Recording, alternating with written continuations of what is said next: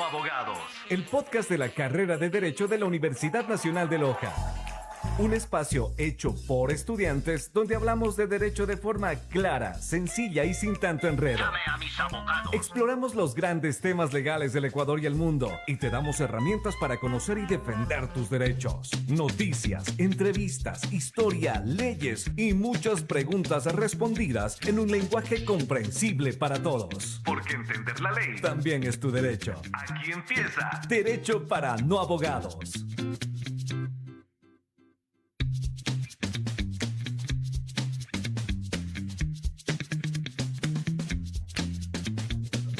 Hola queridos oyentes, buenas tardes, bienvenidos a un programa más de Derecho para no abogados.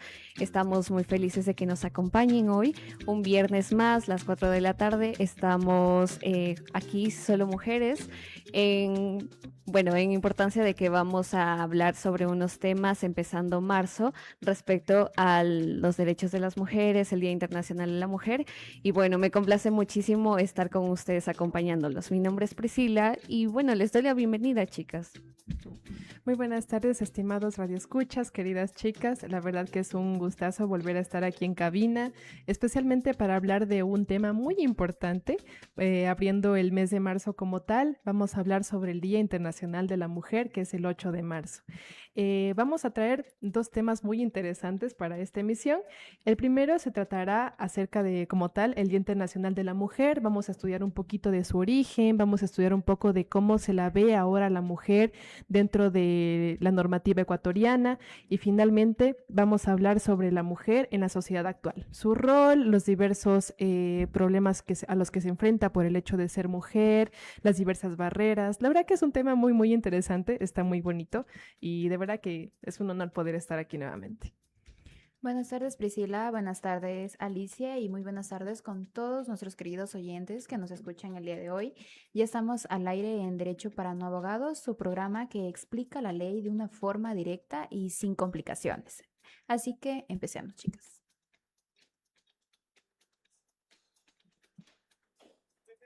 No sirve de mucho si no sabes cuáles son. Este es el espacio donde te explicamos fácil, rápido y directo lo que deberías saber como ciudadano. En Derecho para no abogados. Conoce tus derechos. Bueno, queridos oyentes, para nuestro primer segmento en Conoce tus derechos vamos a hablar sobre, primeramente, el origen del Día Internacional de la Mujer. Vamos a ahondar un poquito en todo este proceso, esta travesía que tuvo que enfrentar la mujer por el hecho de ser mujer a través de la historia, para que actualmente podamos, por ejemplo, estar aquí, nosotras como mujeres y las mujeres allá afuera, para que puedan permitirse tener esa vida digna, ese desarrollo. Vamos a ahondar un poquito más en el origen. ¿Qué nos tienes para decir, Emily? Precisamente el hablar acerca del 8 de marzo no solamente significa una fecha cualquiera en el calendario, es el eco de una lucha que comenzó en fábricas, calles y voces que se resistían de alguna u otra manera a la desigualdad, la injusticia y la invisibilización de millones de mujeres en el mundo. Desde las primeras protestas de trabajadoras en New York hasta su reconocimiento por la ONU. Esta fecha representa memoria, transformación. El hablar en sí del origen del Día Internacional de la Mujer es adentrarnos a una historia marcada por valentía. Y creo que, Emily, algo importante de lo que tú mencionas es dejar un poco en claro dentro de lo que nosotros interpretamos como Día Internacional de la Mujer, no celebramos el hecho de que una persona haya nacido como mujer, sino reconocemos y conmemoramos la lucha, el avance el reconocimiento de los derechos y todos estos acontecimientos importantes que marcaron un día para que nosotros podamos recordarlo todos los años. Y para esto, Emily, cuéntanos un poquito más sobre aquellos antecedentes muy importantes en la vida de las mujeres. Claro que sí, Priscila. Imaginémonos en sí por un momento el escenario de una ciudad envuelta en humo industrial, donde el ruido de las máquinas no dejan espacio al silencio y donde miles de mujeres trabajan sin descanso, invisibles ante una sociedad que no reconoce sus derechos y que en medio de esta realidad surge el valor suficiente para alzar la voz y desafiar lo establecido. Con ello hago mención a un hecho histórico que surgió en 1909 durante una huelga en el reclamo por el aumento de salarios, la reducción de la jornada laboral y el fin del trabajo infantil. Es aquí donde 129 mujeres murieron calcinadas en la fábrica de textil de algodón, mismo incendio que fue provocado por sus dueños. Así comienza una historia que, aunque rodeada de simbolismo, nos conecta con el origen de una de las fechas más importantes y significativa por la lucha de la desigualdad de los derechos hacia las mujeres. Y así como lo mencionas, de verdad que las mujeres hemos tenido, bueno, nuestras antecesoras y por ende nosotras, hemos tenido un camino marcado lleno de tropiezos, lleno de baches, lleno de muchas barreras estructurales dentro de nuestra sociedad que no nos han permitido avanzar.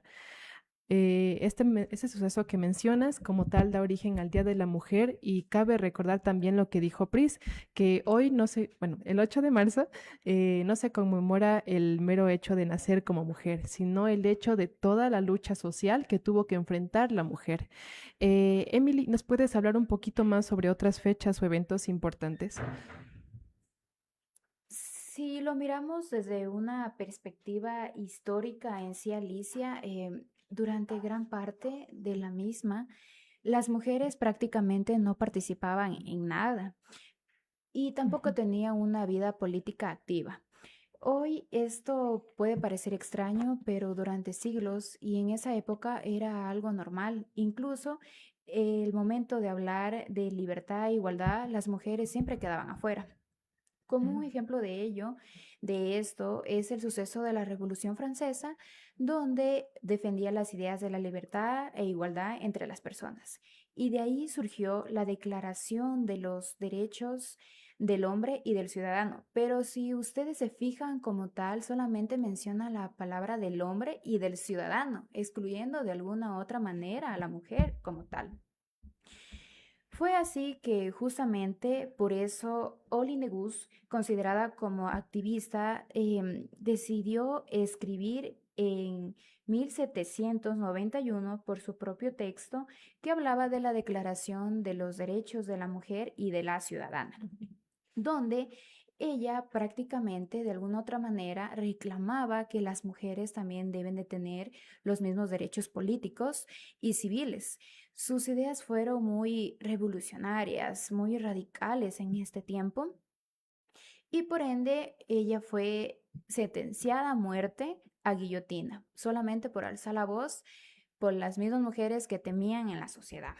Y yo puedo entender esta parte que mencionas, como las mujeres sentirse tan reprimidas, tan enojadas porque participaron y fueron Ujú. medio para conseguir el reconocimiento de los derechos del hombre y han participado en muchas instancias sociales para el reconocimiento de derechos, pero aún así no se las toma en cuenta y no se reconoce los derechos para ellas también, a pesar de todo el Exacto. trabajo que hacen. Ujú. Y Priscila, si nos vamos por el ámbito legal, la situación tampoco era favorable para ellas. Durante el siglo XIX y a inicios del siglo XX existía algo llamado la potestad marital.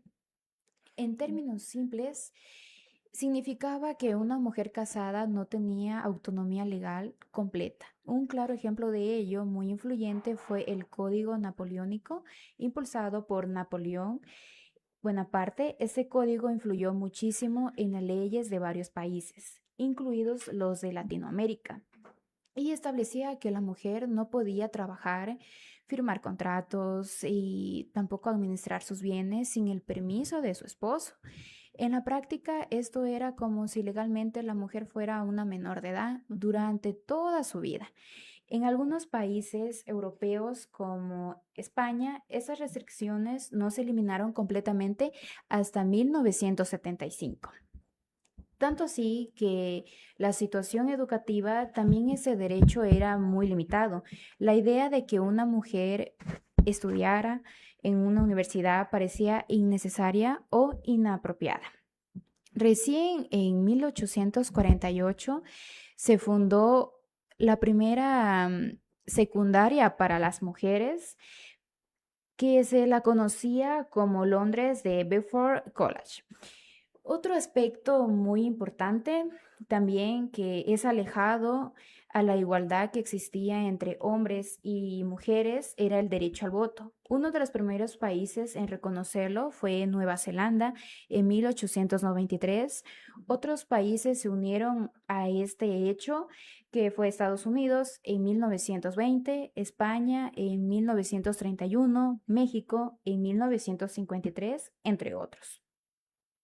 Es decir, algo que hoy parece básico fue la lucha constante de varios siglos y el resultado de décadas en sí. No fue hasta que en finales del siglo XX, si no me equivoco, que con acuerdos internacionales como la Convención de la Eliminación de todas las formas de discriminación contra la mujer, impulsada por la ONU, que empezó a consolidarse en sí un marco legal global para reducir todas esas desigualdades, hasta el punto de llegar al momento decisivo que pasa a marcar historia para conmemorar este día, que ocurrió en 1975, que aquí es donde la ONU oficializa esa fecha como el Día Internacional de la Mujer a nivel mundial. Y todos estos antecedentes que tú nombras, si bien tienen una corriente que nació desde Europa y a partir de todos estos países que nosotros denominamos como potencia, tuvo una gran importancia dentro de Latinoamérica y no son casos aislados. Las mujeres se reúnen para pedir sus derechos para que en sus países se puedan reconocer. Y para eso creo que es muy importante entender o conocer cómo funcionan los derechos de las mujeres en el Ecuador o cómo han ido avanzando. Y Alicia, tú nos comentabas un poquito sobre eso. Precisamente, Pris. Bueno, cabe recalcar que para entrar un poquito más como en tema, tenemos que entender cómo ha evolucionado nuestro derecho ecuatoriano a reconocer realmente a la mujer como un sujeto de derechos, como alguien que puede valerse por sí misma, puede representarse y puede elegir las mejores opciones de su vida para poder desarrollarse. Como bien lo dijo Emily, nuestro Código Civil principalmente fue influenciado mucho por el Código Napoleónico, que tenía muchísimas restricciones para las mujeres. No la permitía, por ejemplo, valerse por sí misma, tenía que estar muy presionada, pues se podría decir, por la superioridad y la jerarquía que tenía sobre ella su esposo, sus familiares varones o sus padres, por ejemplo. Esta transición principalmente buscó que pase de esta potestad marital que tenía o recaía sobre la mujer a una igualdad de derechos completa como tal. Aunque bueno, si bien lo vemos actualmente, todavía tenemos muchas barreras estructurales que nos siguen poniendo trabas en el camino, pero que como mujeres podemos pasarlas, se puede decir, podemos solucionarlas. Y un dato que yo te quiero mencionar justo ahora que hablas de derechos civiles, recordemos que quien inició toda esta lucha para el reconocimiento del sufragio femenino fue Matilde Hidalgo, una lojana. Estamos muy orgullosas de esto. Marca como el inicio de toda la lucha que ella tuvo que pasar a lo largo de su vida. Fue la primera persona mujer en estudiar estudios superiores universitarios y su vida estuvo marcada por esas consecuencias que a través de los años se fue reflejando cómo los derechos se reconocían. Gracias a Matilde Hidalgo de Procel es que, por ejemplo, ahora muchas mujeres, antecesoras también de nosotras, pero muchas mujeres en la actualidad se han levantado y han usado su voz para poder seguir adelante, escoger las mejores oportunidades para su vida, a pesar de todas las barreras a las que se encuentran. Pero ahora para ahondarnos más un poquito en el derecho civil, especialmente, recordemos que el derecho civil se encarga de regular la vida privada, la familia y los bienes de cada persona. Uno de los primeros y más grandes, se puede decir históricamente hablando, hitos a los que se llegó esta lucha de la mujer fue el reconocimiento del trabajo doméstico, que ya está contemplado en nuestra Constitución. Como lo decías, Pris, en el tiempo de Matilde Hidalgo era muy difícil, era casi imposible que una mujer pudiera acceder a estos estudios universitarios, que pudiera darse el lujo de, por ejemplo, comprar hasta una casa. Incluso trabajar era imposible. Así es. Entonces, un hito muy grande es que ya se reconoció el trabajo doméstico como tal, como un trabajo, como lo es. El Estado reconoce el trabajo no remunerado de autosustento, se le llama, y cuidado humano como una labor productiva. ¿Qué quiere decir como una labor productiva? Que, por ejemplo, en caso de que la mujer ya unida en matrimonio o unida a su unión de hecho, en caso de un divorcio o de una liquidación del patrimonio que tienen ambos, de la sociedad conyugal, los jueces deben considerar este aporte que dio la mujer a esa sociedad. ¿Por qué? Porque este trabajo, a pesar de que se diga que la mujer solamente se dedicó al hogar, que cuidó a los hijos, no es que solamente, es como ya un trabajo, es una actividad que le genera a ella ingresos y por ende genera ingresos a ambas partes, a su marido o a su pareja, se Y puede esto es decir. muy interesante porque no mucha gente lo conoce. Ya dentro, se supone que dentro del Código de Trabajo se establece que la mujer debe recibir una remuneración, que debe estar afiliada al IES, que debe Ujú. cumplir con todos la protección laboral que la ley dispone, más sin embargo no se cumple en este momento. Creo que ahí ya Exactamente. podremos marcar una falla dentro del Ecuador sobre el reconocimiento de los derechos de las mujeres. Ujú. Si bien nuestra constitución ecuatoriana es, se puede decir afortunadamente, reconocida como una de las constituciones más garantistas, sabemos que en nuestra realidad, en nuestro querido Ecuador, en nuestra sociedad, todavía tenemos estas brechas muy, muy grandes, pero una de las mayores garantías que se le ha dado a la mujer para que pueda, por ejemplo, valerse por sí misma, es hablando propiamente de la sociedad conyugal y de la administración de bienes. Antiguamente se conoce que el marido, su esposo, era quien era sobre cuál recaía el poder exclusivo de decisión para, por ejemplo, adquirir una casa, adquirir un bien o vender este bien o tener algún gravamen de los mismos que pues antes se adquirían, puede ser de los dos. Muchas de las veces se cogía la herencia de la mujer y también, hablando de dinero, y se compraba un bien, pero este bien solamente era Del esposo. del esposo. Ahora, ambos cónyuges tienen la posibilidad de compartir este poder de decisión y ambos determinar qué quieren hacer con sus bienes. La mujer ya no necesita como tal una autorización del esposo para decir voy a vender tal cosa o quiero adquirir tal cosa, no, sino que ahora tiene la garantía y los derechos para poder valerse por sí misma. Y como último punto, tenemos la patria potestad y los hijos, que es, bueno, temas de hogar, pero es un tema muy importante y muy relevante.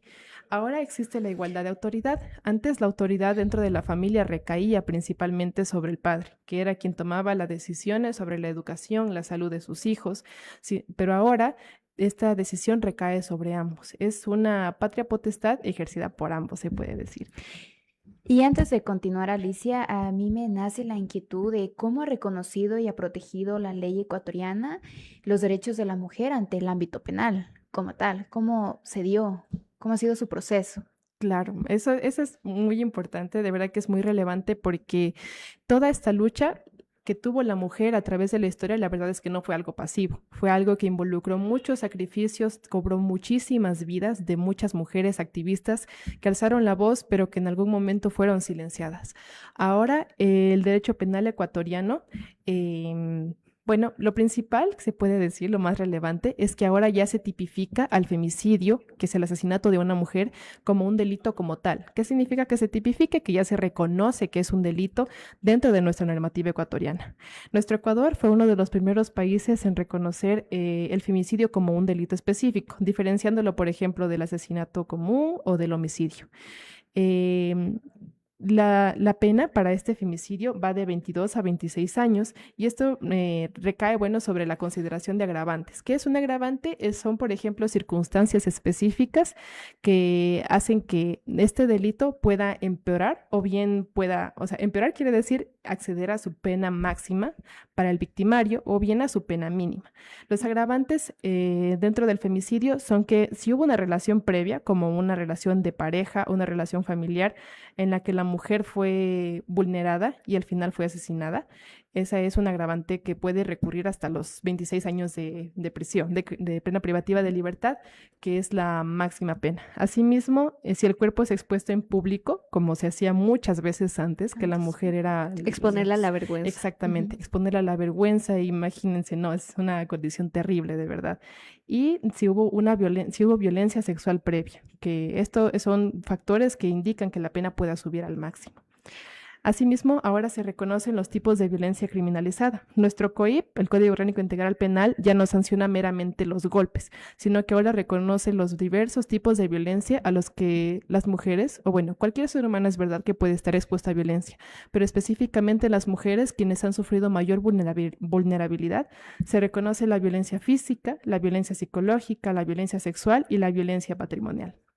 Y a pesar de todo esto, debemos tomar en cuenta que si bien son muy importantes los avances que tenemos, de acuerdo a algunos datos de la ONU y lo que ellos establecen para sus objetivos hasta 2030, no estamos ni cerca de lograr que exista la verdadera igualdad entre los hombres y las mujeres.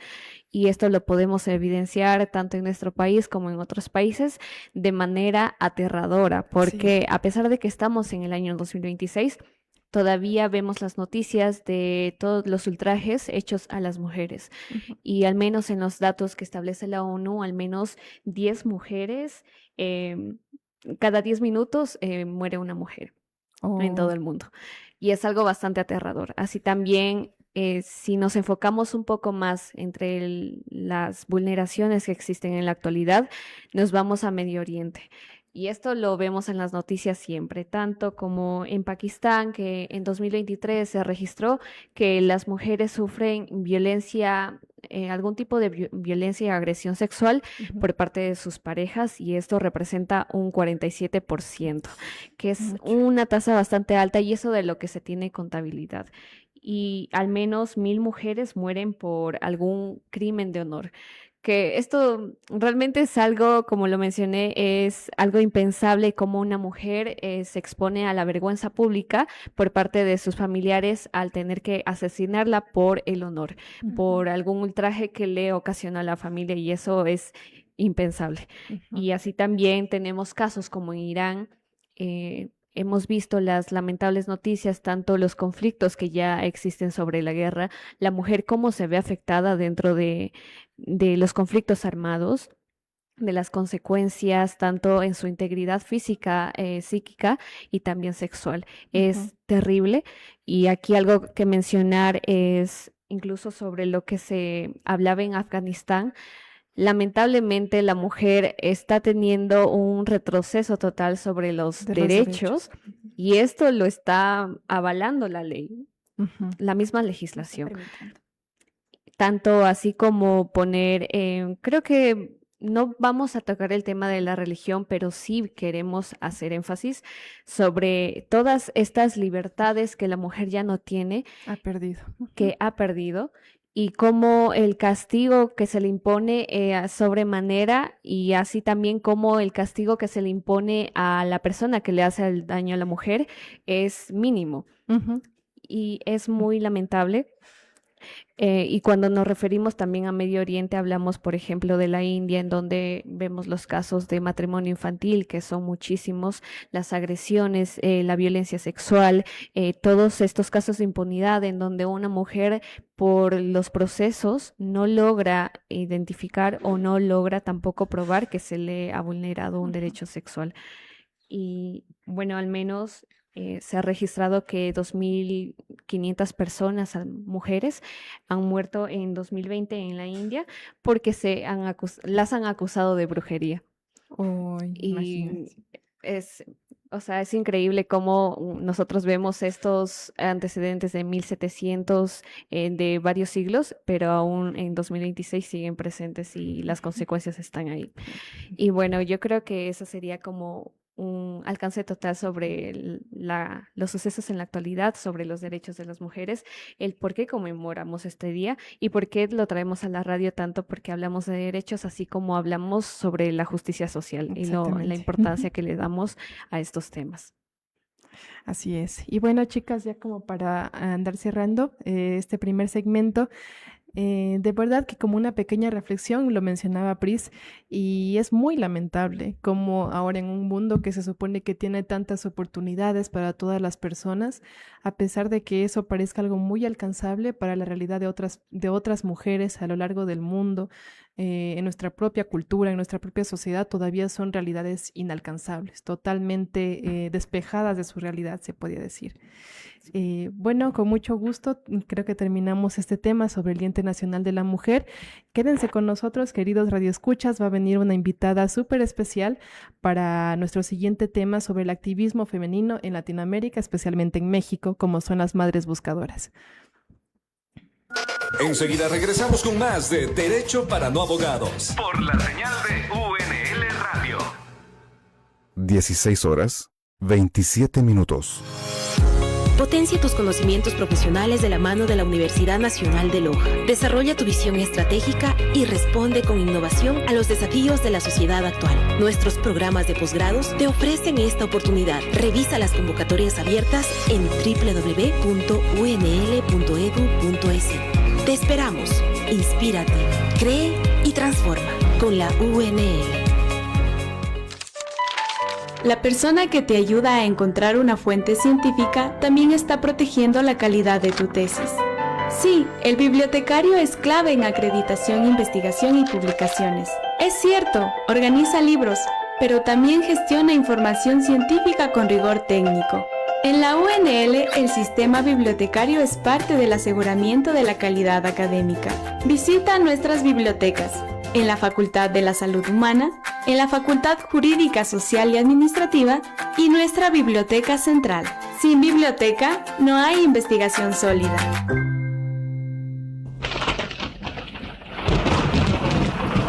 ¡Hey tú! No dejes que la lluvia te tome por sorpresa. Si el agua empieza a subir, pilas. Evita pasar por ríos, quebradas o calles con mucha agua. La corriente puede ser más fuerte de lo que crees. Revisa tu casa, limpia canaletas y ten lista una mochila con agua, snacks y un botiquín. Si vas en carro, conduce con calma y evita calles anegadas. Si el agua empieza a meterse a tu casa, corta la luz. Evita cortocircuitos y accidentes eléctricos. Protege tu vida y la de los tuyos. Chequea que todos estén bien, en especial los abuelitos, niños, mascotas y personas que necesiten tu ayuda. Sigue estos consejos y mantente seguro en esta temporada de lluvias. Este es un mensaje de UNL Radio. ¿Otra vez de la Facultad de la Energía? Obvio, aquí me hice ingeniero. Salimos en televisión, creamos prototipos, viajamos al exterior, hicimos maestrías. Hasta me ofrecieron trabajo antes de graduarme. Todo la Facultad de la Energía, la Facultad de la Energía, la Facultad de la Energía. Mejor me hubiera casado con la Facultad de la Energía. Tampoco así. Ingenierías en computación, minas, electricidad, electromecánica, automotriz y telecomunicaciones. En la Facultad de Energía de la UNL no eres espectador. Aquí construyes tu futuro. Universidad Nacional de Loja. Educamos para transformar.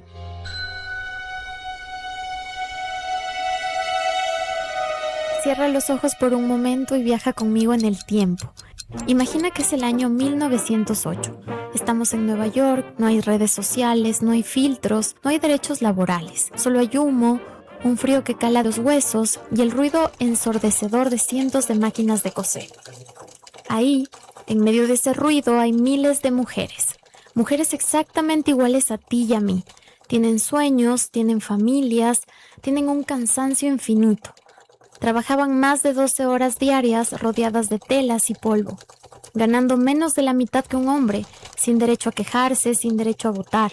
Pero el espíritu humano tiene un límite, y ese año el silencio se rompió cuando miles de ellas salieron a las frías calles a marchar exigiendo lo básico, un trato justo. Pero esta historia, como muchas de las nuestras, tiene una cicatriz profunda. 3 años después, en marzo de 1911, ocurrió algo que el mundo jamás olvidaría. En la fábrica de Nueva York se desató un incendio terrible. En el interior había cientos de mujeres, en su mayoría jóvenes inmigrantes. Cuando intentaron escapar, descubrieron lo impensable. Los dueños habían cerrado las puertas con candado para evitar que tomaran descansos o robaran retazos de tela. Esa tarde, 146 mujeres perdieron la vida. Mientras la fábrica ardía, el humo que salía por las chimeneas y se elevaba sobre el cielo gris era color violeta. Era el color de las camisas que ellas estaban cosiendo. Por eso marchamos de morado. No es un capricho, no es la moda, es el abrazo que les damos a aquellas que no pudieron salir. Y ese dolor no las silenció. Al contrario, encendió una fuerza imparable. Al año siguiente, en 1912, durante una inmensa huelga textil en Massachusetts, miles de obreras salieron a marchar consolidando un lema que nació desde esta lucha y que hoy todavía nos pone la piel de gallina. Exigían pan y rosas. El pan para tener un salario digno y no morir de hambre, y las rosas para tener derecho a una vida hermosa, al respeto y a la dignidad que nos merecemos. Por eso el 8 de marzo no nació de una fiesta, nació del fuego, del humo violeta y del coraje de mujeres que pusieron el cuerpo para que nosotras hoy podamos pisar la universidad, tener un suelo estable, votar y sobre todo tener una voz. Así que hoy si alguien te dice feliz día y te regala un chocolate, agradécelo con cariño, pero dentro de ti recuerda de dónde venimos. Hoy no es un día para celebrar que somos frágiles o delicadas. Hoy es un día para mirarnos al espejo, recordar a las que abrieron el camino, exigiendo pan y rosas, y prometernos a nosotras mismas que nunca más, nadie, absolutamente nadie, nos volverá a cerrar la puerta con un candado. 8 de marzo, Día Internacional de la Mujer. Gracias por la espera. Ya estamos de regreso. Continúa con Derecho para No Abogados por UNL Radio. Un espacio para conversar con expertos, resolver dudas y entender el derecho desde una vida real. El derecho se explica con palabras simples. Porque si bien se entiende, bien se aplica. En Derecho para No Abogados, hablemos claro. Hablemos claro. Regresamos con más de Derecho para No Abogados y vamos a iniciar, hablemos claro, el segmento más importante, el corazón de Derecho para No Abogados de la radio.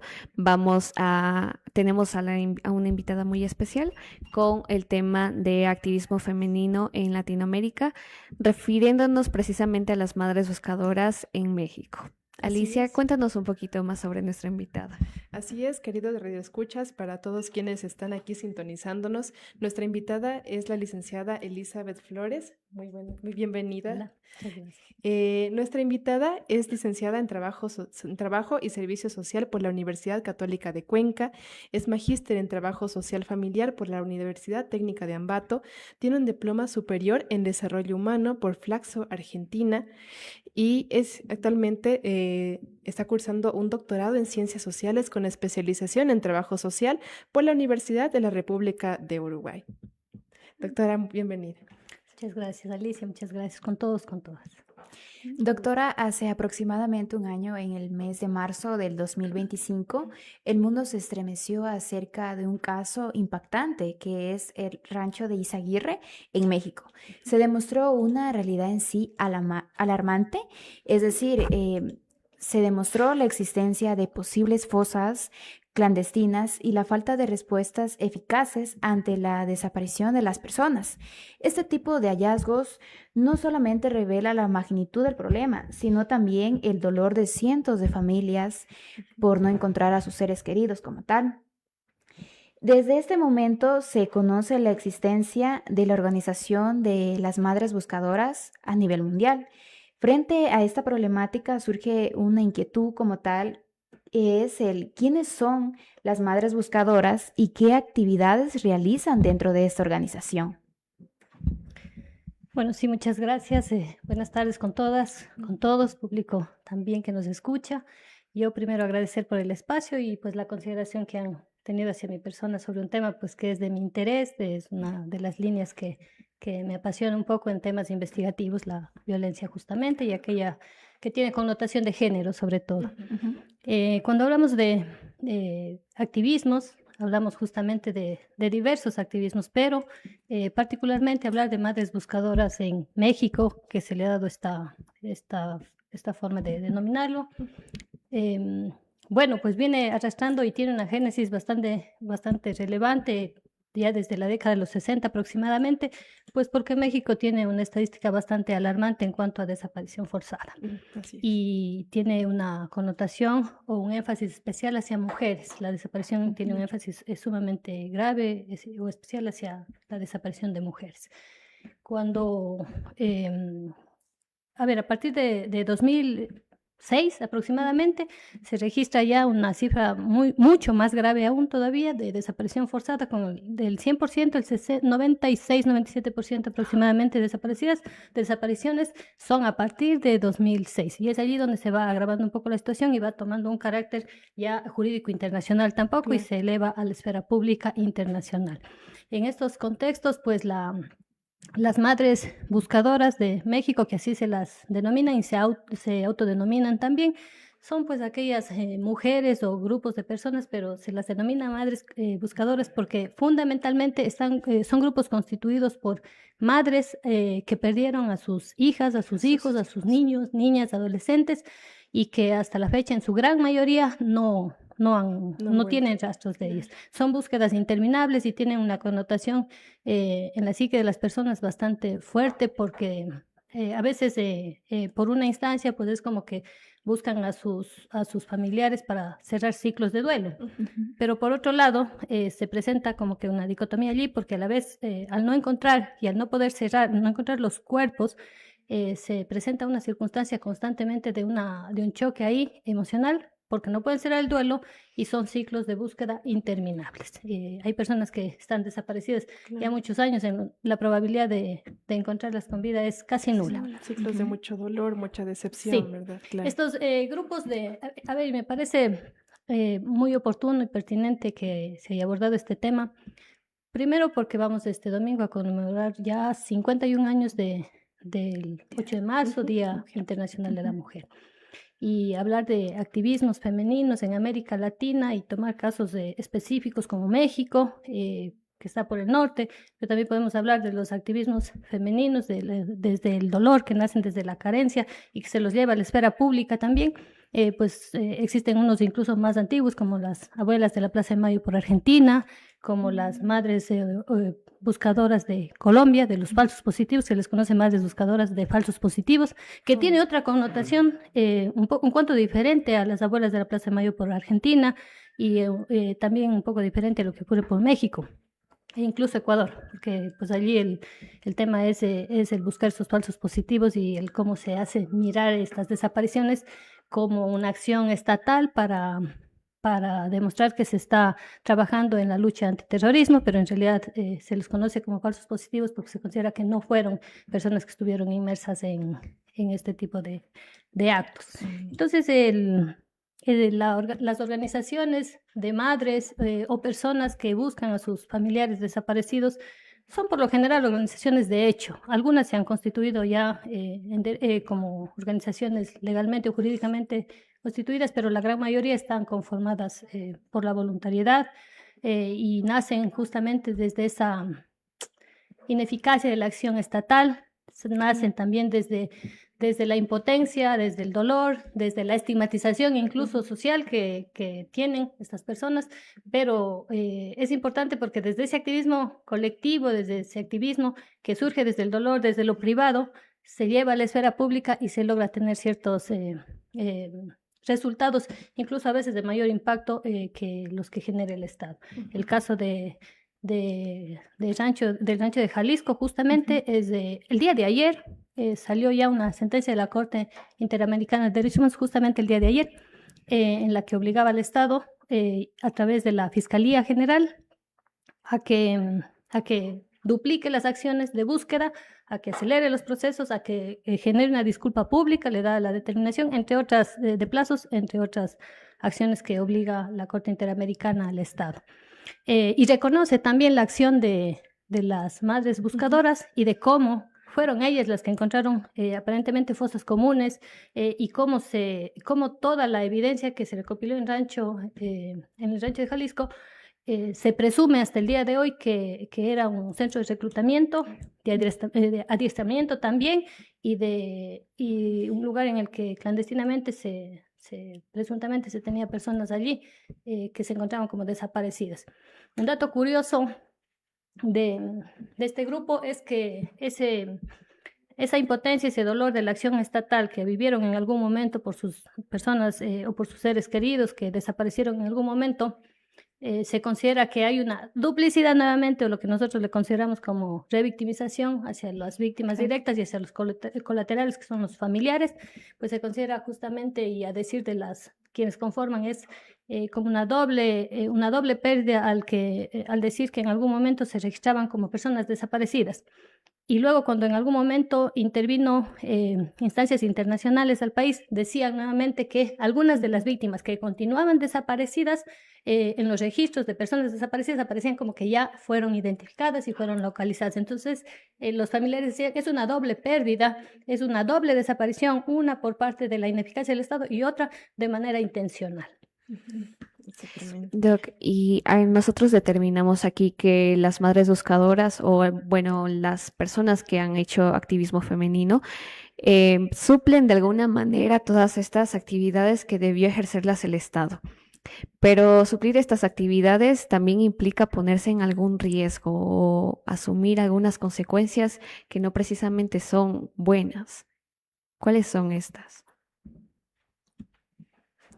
Yo consideraría que los riesgos o la exposición que tienen es biopsicosocial de todas las personas que conforman estos grupos o estas organizaciones, y no es solo en México, todas las organizaciones que así se conforman, y una que existe acá en Ecuador también, que es relativamente nueva, pero que no por ello deja de ser significante también su presencia social, que es la de la Asociación de Personas, de familiares, familiares y amigos de personas desaparecidas, y que constantemente relatan una persecución política, de alguna manera, una persecución a través de personas que se presume incluso son parte de las Fuerzas Armadas, de la Policía Nacional, se presume porque no existe la certeza, pero a decir de ellos todo el tiempo es una persecución, la intimidación, y eso pues es una realidad que también refieren las madres buscadoras de México, que les ocurrió a las abuelas de la Plaza de Mayo de Argentina, que en Colombia es un poco más grave porque las madres buscadoras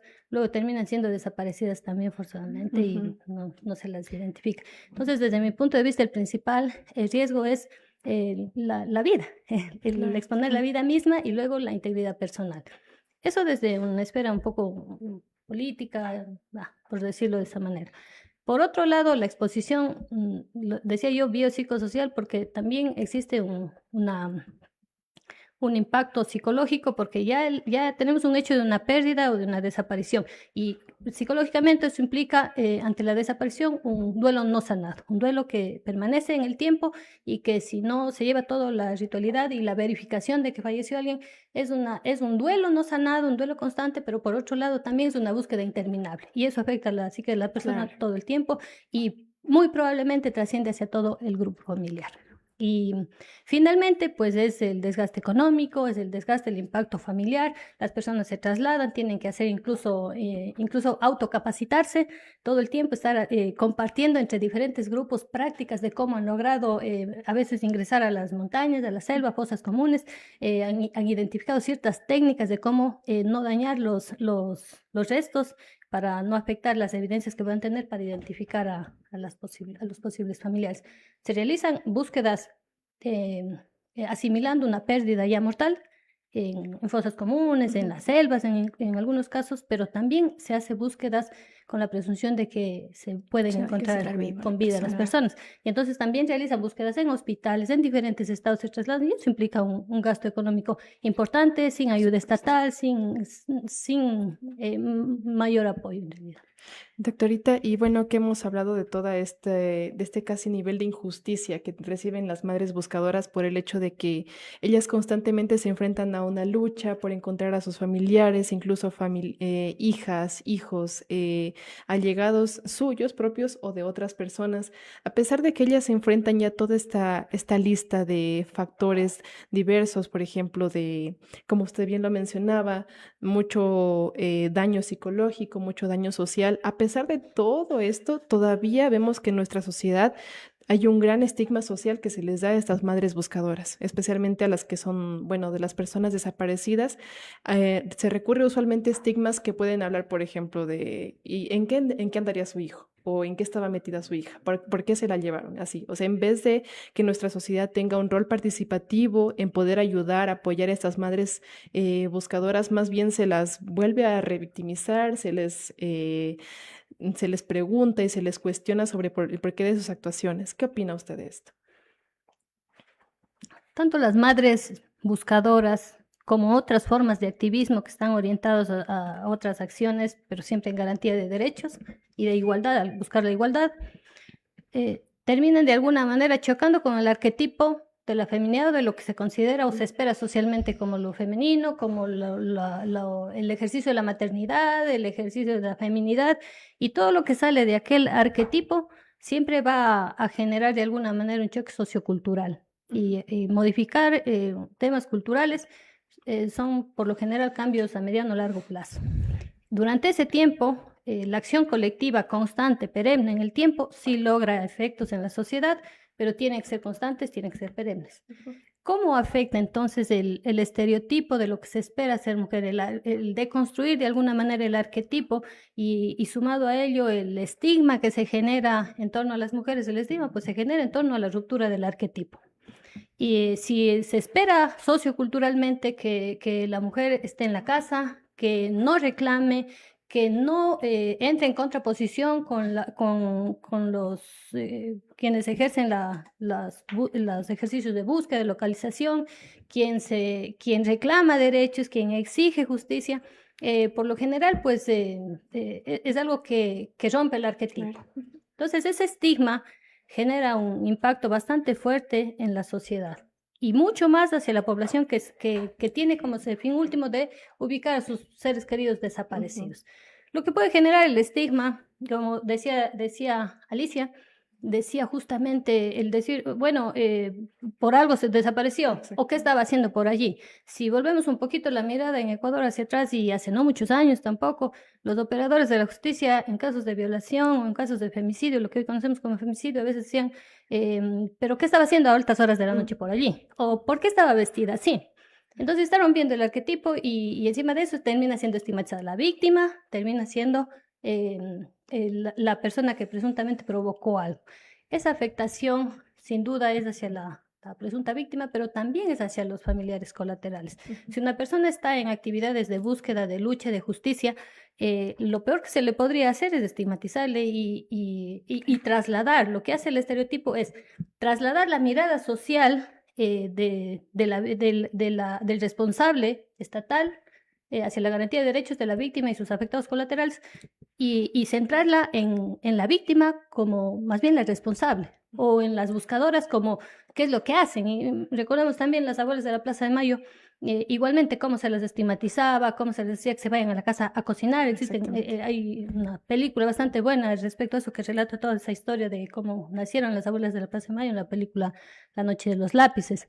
Y en Colombia igualmente, y en Colombia es mucho peor porque la realidad pues, se intensifica más porque las personas, las madres que buscan a sus desaparecidos terminan desapareciendo también. Claro. Entonces el estigma siempre va a ser negativo, tiene un impacto totalmente nocivo y ese ejercicio de resistencia que hacen las madres buscadoras pues realmente es digno de aplaudir. Claro, exacto. Y mi doc, dentro de este mismo contexto, ¿cuál es el papel del trabajo social con las familias que enfrentan alguna desaparición de algún familiar? Bueno, la profesión del trabajo social como tal es una profesión totalmente humanística, pero no desplaza la responsabilidad estatal, no desplaza el quehacer de fiscalía, de todo el sistema integral de protección. Sin embargo, el trabajo social, al ser una carrera humanística, se centra mucho en la atención integral, en el acompañamiento sobre todo, en orientar que las acciones de carácter psicológico, de acompañamiento legal, de acompañamiento social se den de una manera efectiva, a veces también orientar en rutas, en protocolos, en mecanismos de exigibilidad. Una parte interesante, un ámbito interesante del trabajo social es el desarrollo comunitario. Y cuando hablamos de activismos, es importante también saber que no todos los cuerpos son los desaparecidos, no todos los cuerpos son los que no se encuentran. Hay cuerpos raciados, marcados por la clase social, etcétera. Entonces, es importante en trabajo social hacemos mucho diagnóstico, planificación y ejecución. Y es ahí donde territorializamos dónde está ocurriendo más de este tipo de acontecimientos. México, territorialmente, es un lugar donde se ha centrado mucho la desaparición forzada de mujeres. Pero si hablamos territorialmente de la desaparición en las madres buscadoras de Colombia, en el caso de los falsos positivos, son niños y adolescentes varones. 9 de cada 10 fueron varones. Porque es otro tipo de situación y de fin último que busca la desaparición, que es el adiestramiento para el contexto de la guerrilla allí. Entonces, en esos contextos, trabajo social en el ámbito de desarrollo comunitario promueve mucho la acción colectiva, la identificación de redes de apoyo. Si no hay redes de apoyo, fortalecer las que haya o crear nuevas redes de apoyo, identificar cuáles son las instituciones garantes. Si no hay, pues trabajar con la gente para realizar mecanismos de exigibilidad también. Doc, y justo ayer nace una pregunta muy importante. Algo que usted menciona sobre una comparación entre México y Colombia sobre las personas desaparecidas. Si bien en México se ha establecido que una de las razones o uno de los medios fue que se ofrecía el trabajo o algún tipo de oferta laboral para que las personas vayan, pero la raptaban. Y en cambio, como lo vemos en Colombia o como lo hemos visto a lo largo de los años, creo que lo podríamos vincular tal vez a un tema más cultural de la guerrilla presente dentro de sectores y de cómo eso atrae a los adolescentes, a los niños y termina en desaparición. En Guatemala, aboco este acontecimiento un momento porque me parece relevante en el caso que menciono. En Guatemala existe un activismo bastante importante que no hace referencia a madres buscadoras. Lorena Camnal es la que destaca sobre todo en estos tipos de activismos, que habla mucho de la recuperación del territorio cuerpo y territorio tierra.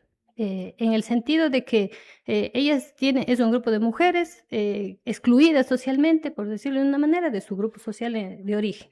Y poco a poco han ido consolidándose y a veces lo que buscan ellas pues es primero proteger su territorio y tierra porque están todo el tiempo desplazándose y todo el tiempo es como que no tienen un lugar específico donde vivir. Entonces ellas han asumido un activismo desde la apropiación del territorio.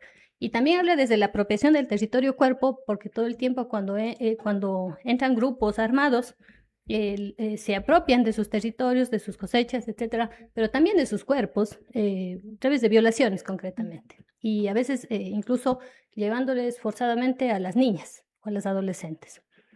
Menciono este caso porque es una forma de activismo importante de desarrollo comunitario, sobre todo. Pero llevado a este ejemplo al caso de Colombia, cuando las desapariciones tienen otra connotación, sobre todo se da en niños, niñas y adolescentes. Los casos de las madres buscadoras en Colombia, de los falsos positivos, sobre todo que es la mayoría de madres buscadoras que existen allá, se da en contextos en lugares sobre todo donde existe extrema pobreza. Entonces, la captación de los niños y de los adolescentes se hace con ofrecimientos de trabajo. Y las madres o los cuidadores o representantes garantes de derechos acceden en primera instancia porque no tienen conocimiento, pero luego pues poco a poco se van incluyendo o les van llevando y hasta el punto en el que pues, desaparecen y empiezan las búsquedas, pero pues es casi imposible localizarlas. Y el caso de falsos positivos tiene una connotación muy específica que es el que el Estado ha asumido esa lucha contra la guerrilla, contra el narcotráfico.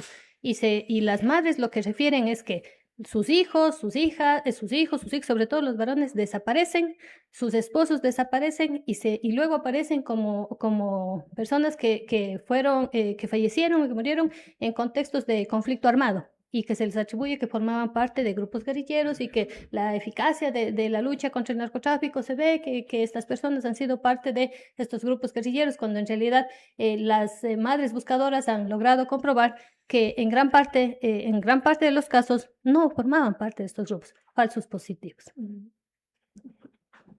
Doc, aquí justo con lo que mencionó, creo que nosotros también podemos hacer una diferenciación y también separar el tema de que Muchas veces se quiere desvalidar el trabajo, como lo menciona Alicia, el trabajo de las madres buscadoras, de las mujeres que hacen el activismo, por todas estas situaciones o incluso las acciones que pueden verse mal que ha hecho la persona desaparecida, cuando en realidad debe interpretarse como el hecho de que el Estado debe proteger y tomando en cuenta el factor o los sectores en donde se encuentran estas personas desaparecidas. Usted mencionó la pobreza, el que les ofrezcan trabajo y esta necesidad de las personas de salir adelante que luego llegan a ese riesgo. Y bueno, con esta breve opinión, queremos darle como finalizado a este segmento porque se nos acaba un poquito el tiempo, pero la última pregunta que nosotros queríamos plantearle era sobre precisamente el activismo femenino.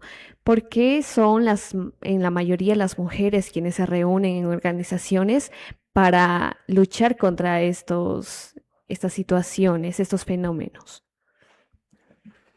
Yo veo preciso para responder esa pregunta el análisis fundamental de los indicadores de vulnerabilidad.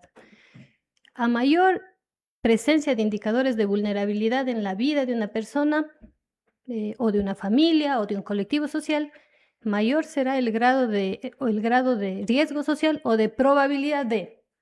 En nuestro caso, Ecuador, por ejemplo, el solo hecho de nacer mujer en Ecuador y en América Latina en general ya es un indicador de riesgo me eleva el riesgo de ser víctima, qué sé yo, de violencia física, de violencia sexual, de una mayor dificultad de acceder a ciertos cargos en la esfera pública, etc.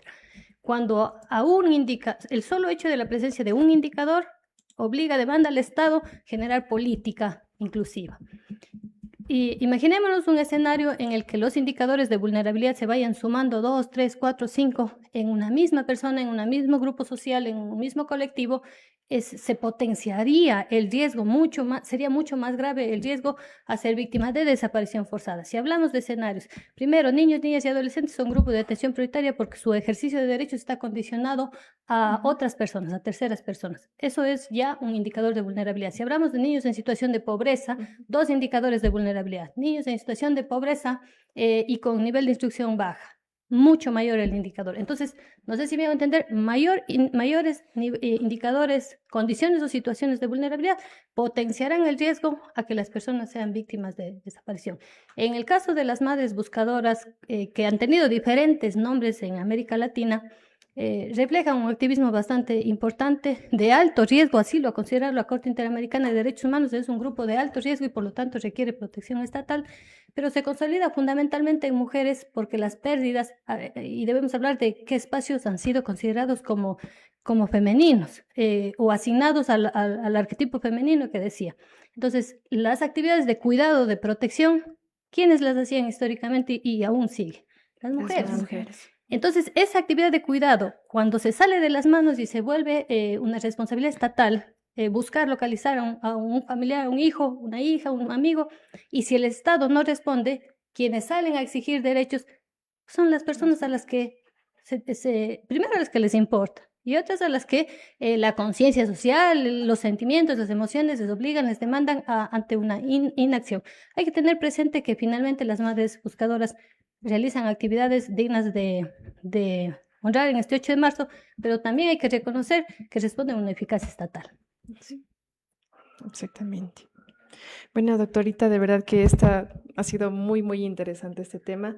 Ha sido muy lindo poder compartirlo aquí en una cabina, bueno, llena de mujeres, se puede decir, junto a nuestro equipo técnico, claro. De verdad que ha sido un tema de mucha relevancia, un tema también doloroso para nosotras como mujeres, porque nos vemos que tenemos ahí los riesgos de cada día tener que ser mujer, a las brechas sociales a las que todavía nos enfrentamos, que son todavía un camino muy duro y muy tortuoso para poder transitar, ¿verdad? Pero con también, eso... Sí. También destacando el hecho de que nosotros traemos este tema a la radio, justo porque causó conmoción social dentro de las redes sociales, a pesar de que ya han existido estos grupos de búsqueda de activismo femenino hace muchos años.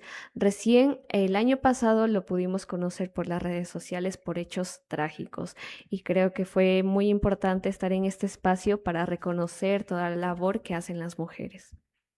Muchas gracias a ustedes por la intervención, un tema pues bastante importante para que los radioescuchas también tengan un poco más de amplitud sobre ello. Muchas gracias, también me he nutrido de sus aportes y a las órdenes siempre. Muchas gracias, doctora. Y bueno, queridos oyentes, damos por finalizado Derecho para No Abogados. No se olviden que pueden seguirnos en nuestras redes sociales, también ver nuestro programa en YouTube de UNL Radio, Derecho para No Abogados, y también escucharnos por 98.5 FM. Gracias a todos, queridos radioescuchas. Gracias, queridas chicas. Muchísimas gracias, doctora Eli. Hasta una próxima oportunidad será. Gracias, chicas. Y así cerramos un nuevo episodio de Derecho para No Abogados. Gracias por acompañarnos. Recuerda que entender tus derechos es el primer paso para defenderlos. Escúchanos la próxima semana por 98.5 FM, en Radio.Garden, www.unl.edu.es y en Facebook Live. Y si te lo perdiste, tranqui. El reprise es los domingos a las 7 de la mañana por la señal de UNL Radio. Hasta la próxima. 17 horas, 1 minuto.